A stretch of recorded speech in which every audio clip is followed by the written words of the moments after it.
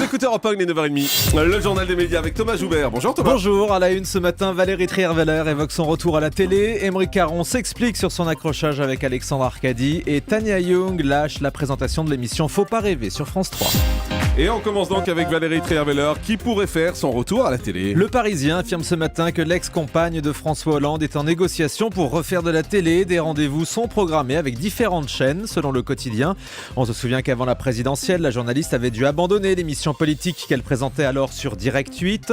En revanche, Valérie Trierweiler ne prévoit pas de sortir un livre pour le moment. On sait que plusieurs éditeurs lui ont fait des offres alléchantes pour raconter ses 19 mois passés avec François Hollande à l'Elysée jusqu'à leur rupture en janvier dernier.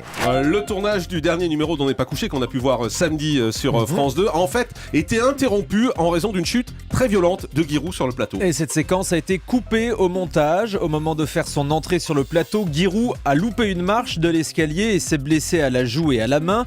S'y explique l'égratignure qu'on a vue à l'antenne. Laurent Ruquier a expliqué la situation par un jeu de mots. Cette chute a quand même nécessité l'intervention des pompiers pendant le tournage de mercredi dernier. Et après l'émission, Giroud s'est fait poser une petite attelle à la main droite. Et toujours à propos d'On n'est pas couché, Émeric Caron revient sur la polémique avec Alexandre Arcadi. Le chroniqueur de Laurent Ruquier a été accusé d'antisémitisme par le réalisateur du film sur l'affaire Halimi. L'échange très tendu avait été coupé au montage, mais Alexandre Arcadi a largement relayé les propos qui auraient été tenus par Émeric Caron. Le journaliste s'est expliqué samedi soir dans l'émission de Thierry Ardisson sur Canal+. Je tiens à être extrêmement clair là-dessus. Contrairement à ce qu'Arcadi a pu entendre, a pu vouloir comprendre, à aucun moment dans cette séquence, je ne justifie l'injustifiable, l'innommable, à savoir le meurtre d'un juif, la torture, le meurtre d'Inan Halimi, qui est inexcusable. Je n'ai fait que souligner quelque chose que je regrettais, que je dénonçais, à savoir que le conflit israélo-palestinien, la mort d'enfants palestiniens était utilisée, récupérée par certaines personnes pour aller justifier l'injustifiable. C'est exactement ça que j'ai dit. J'étais quand même, moi, je tiens quand même à le dire, très meurtri par ce que j'ai pu entendre à mon sujet depuis quelques jours.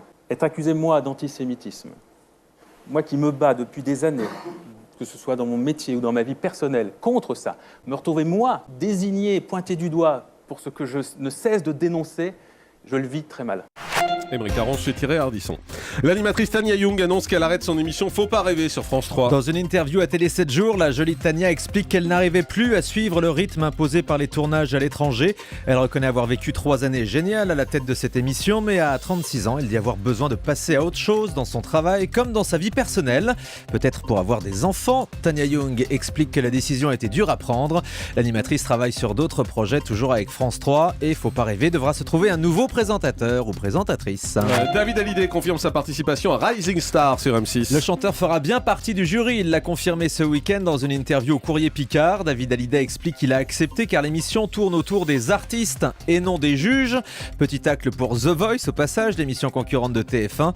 Dans Rising Star, les téléspectateurs voteront en temps réel pour les candidats. M6 cherche toujours un animateur ou une animatrice. Après les noms de Benjamin Castaldi et de Jérémy Michalak, on parle désormais de Louise Ekland, comme l'a révélé Le Tube, l'émission média de Canal+. Louise Ekland, c'est cette jeune animatrice britannique qu'on a vue sur France Télé couvrir les JO de Londres ou le tournoi de Roland-Garros l'année dernière. Anne Romanoff referme la polémique sur son imitation de Christiane Taubira. La semaine dernière, l'humoriste a été accusé de racisme après avoir imité l'accent de la ministre de la Justice dans un sketch diffusé dans Vivement Dimanche. En ouverture de son émission samedi sur Europe 1, Anne Romanoff a voulu mettre un point final à la polémique en expliquant qu'elle s'était entretenue avec Christiane Taubira. Alors cette semaine, je n'ai pas beaucoup dormi, j'ai beaucoup pleuré, je me suis mise en colère, j'ai été surprise aussi et touchée par des preuves d'amitié venant de gens que je ne connaissais pas. Et finalement, toute cette histoire m'a permis de discuter au téléphone avec une femme formidable. Une femme bienveillante et élégante, Christiane Taubira, qui m'a dit, et là, je ne fais pas d'accent, « Ne vous inquiétez pas Anne, tout ça est éphémère ». Finalement, je me dis que la chose triste là-dedans, c'est que les veines polémiques peuvent vraiment cacher des justes combats. Voilà, affaire close. Clémentine Célarié critique les séries françaises. Elles ne sont pas assez fortes et manquent d'envergure. Voilà ce que la comédienne déclare à TV Magazine cette semaine. Clémentine Célarié explique qu'elle préfère les séries étrangères comme Broadchurch, Game of Thrones ou Real Humans. L'actrice explique qu'on lui a déjà proposé d'être l'héroïne d'une série française, mais qu'elle a refusé. Elle développe aujourd'hui sa propre fiction avec une société de production. Selon elle, c'est aux acteurs de proposer des choses qui vont dans le bon sens. Florent Pagny sera le prochain invité du grand show de Michel Drucker sur France 2. France 2. Après Céline Dion, Johnny Hallyday ou Patrick Bruel, Florent Pagny aura droit lui aussi à son grand show prochainement sur France 2. L'émission sera enregistrée la semaine prochaine, dès la fin de The Voice. Des artistes comme Pascal Obispo viendront fêter ses 25 ans de carrière en reprenant ses chansons.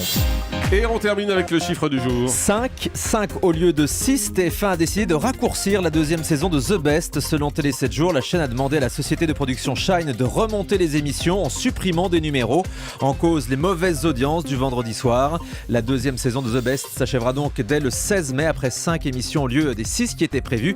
Et pas sûr que l'émission revienne l'année prochaine. Ouais, c'est clair que les scores sont vraiment pas bons du tout. Merci beaucoup Thomas Joubert. Le grand direct des médias, Jean-Marc Morandini.